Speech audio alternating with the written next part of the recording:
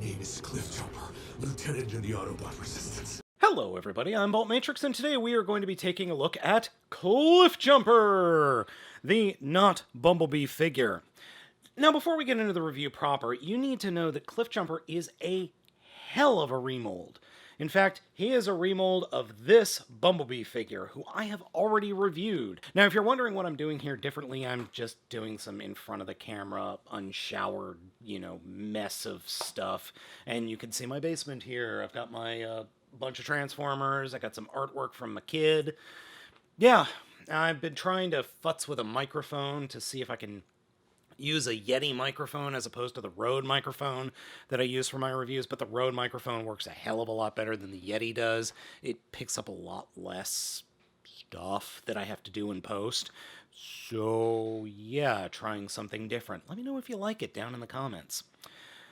Alright, as I said, this little small boy is now the basis for our red boy. Now, CLIFFJUMPER itself is a pretty decent figure. I legit don't remember where I got this. I think I got this from Amazon.com. I think. Don't quote me on that because I legit don't remember. It's been a long couple of weeks. As you can see, he is definitely a red boy. Definitely a red and black boy. That's pretty much all the coloring that we're going to get on this figure, other than the face. More on the head sculpt in just a minute. The Bumblebee next to him is well, I'm not sure what that color is. It's more of like a deep, deep brown and yellow than a black. Actually, the two of them look really good together, like disturbingly good. One thing that I absolutely love about these two things is that CLIFFJUMPER's weapon has silver on it, while Bumblebee's is just this kind of tannish, grayish, brownish brick. I could paint it myself, but who has the time? CLIFFJUMPER's posability is pretty much the same as Bumblebee. Head is on a ball joint, but it's really limited, and I will be talking about the head here in a minute. Ball joint in the shoulder. Ratchet, well, not really a ratchet. Swivel just above the elbow. Hinge at the elbow. No fist articulation.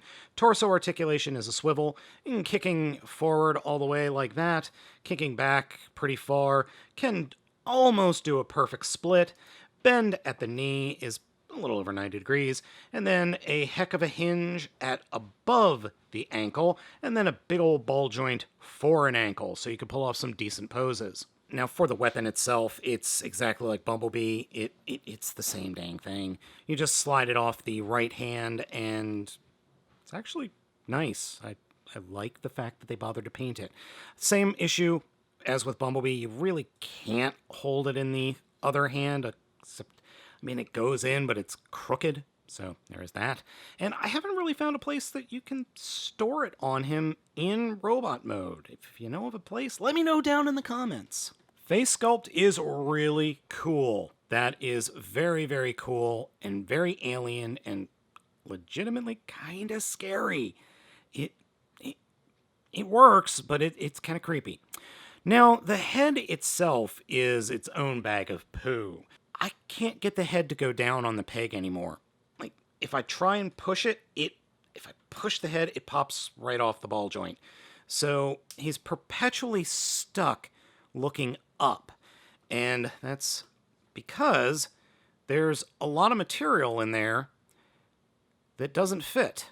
Simply because that neck is swole. He has a very swole neck that does not fit in his head cavity.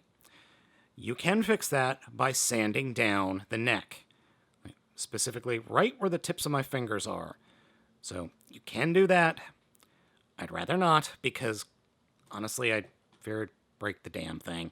All right, transformation-wise, if you've transformed that Bumblebee figure, you know how this transformation is going to go roughly.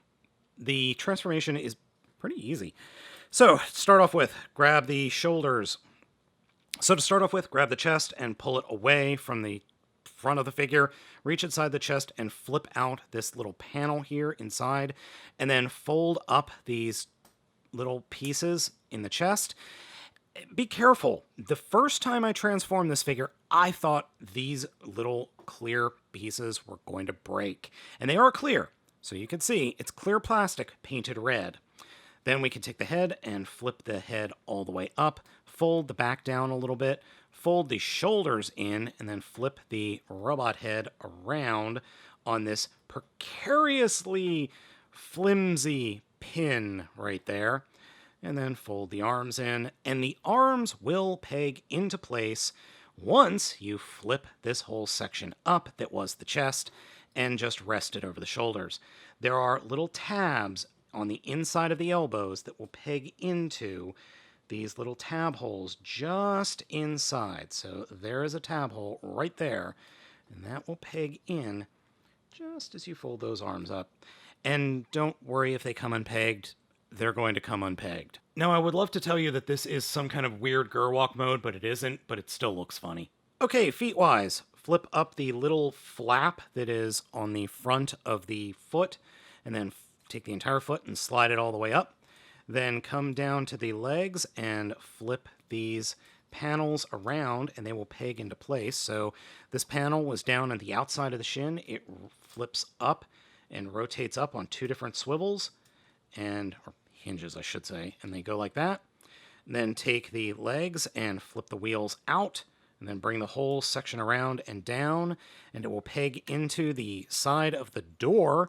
And then there's this little peg that will peg onto the outside of the foot. Just getting that lined up does take a little bit. So again, fold the wheel all the way in, flip the entire leg section around, peg it in to the door, and then peg it into the inside of the foot, combine the feet, and then the entire section will flip out, roof section will flip an accordion out, and then it'll fold back down over the body. The back of the vehicle mode will cover the head, the roof, and then the front of the vehicle mode will combine with the front of the, front bumper, and then everything, if you've got everything lined up correctly, everything will snap into place pretty easily.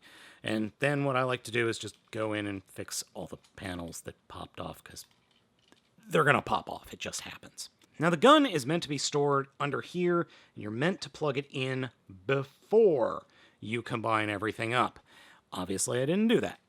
So just kind of reach underneath and push up, unpeg the entire top of the car mode, and then everything's going to come unpegged.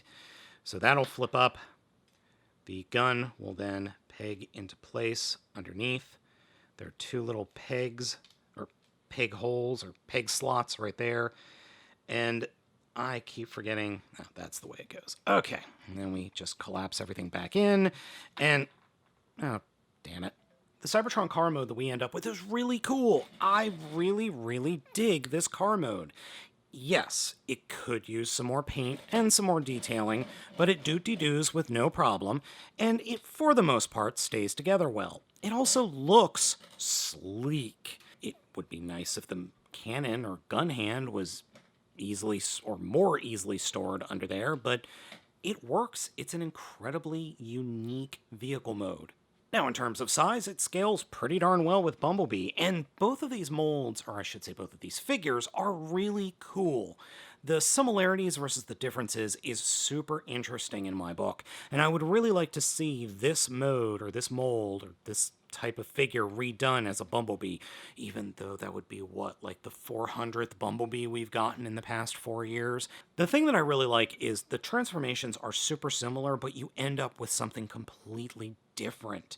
Yes, this transformation is comping to Bumblebee's, but you end up with a completely different alt mode and in a different, form, we would say, because the head and the shoulders and the front or the top of the robot mode are back here, and then the feet are the front of the vehicle mode, while in the Jeep, you've got the head, the shoulders being the front of the vehicle mode, and the feet and the legs being the rear of the vehicle mode. And they effectively have the exact same transformation, but they end up so completely differently. This is the kind of remolding I like, not just a flat-out repaint with a new head. Hasbro, give us more of this kind of remolding, please.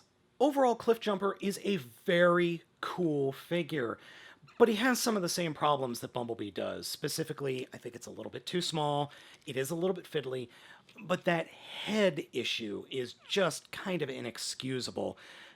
fixable? Maybe. I'd be really curious if you could take this Bumblebee, take the neck off, and then put the head on from this figure with the, flipping the pins around. I'd be really interested to see if that works. So my friends, if you're considering picking this figure up, head over to Amazon.com or head down to my description and head over to the Big Bag Toy Store. Hopefully they'll have this guy in stock pretty soon. I legitimately like this. I really do. I think it's a fun figure, and I love this alt mode. I would love to see it bigger, so I'm really kind of hoping that some of these Chinese companies, get their act together and make a deformation version of this little dude. So, let me know what you think of the figure down in the comments. Be sure to hit those like and subscribe buttons. Thank you so much for watching. I have been Baltmatrix. I'll catch you next time.